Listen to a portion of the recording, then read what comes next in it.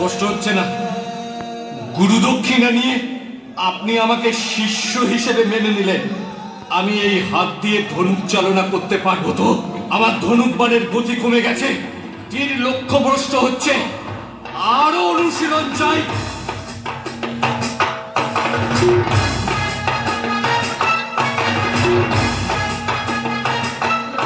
আমি একলব্য।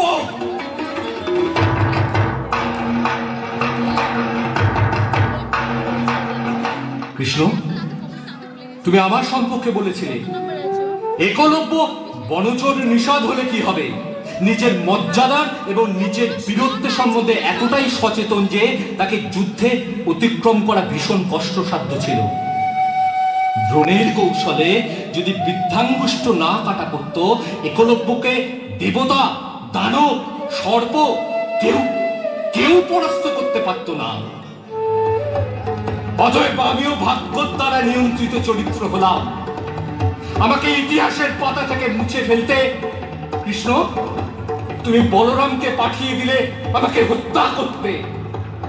বলরাম, আপনি তো দেবতা।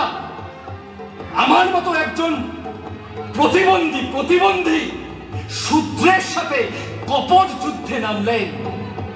একলব্যরা যুদ্ধ করতে যুদ্ধক্ষেত্রে মরতে ভয় পায় না?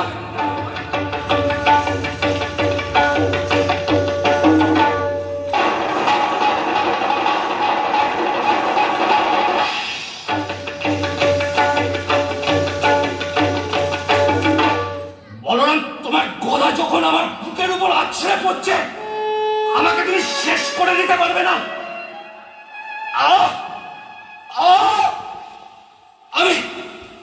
আমি আমার তরুণ পান দিয়ে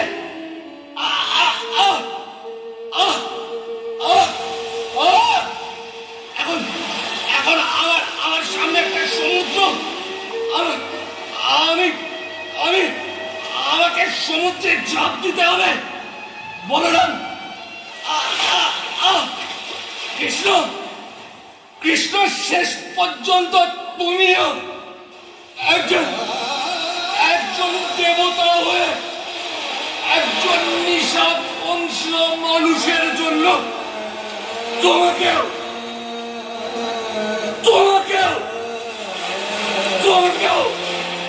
নিচুতে নামতে হয়। আমি একলব্য। আমি একলব্য।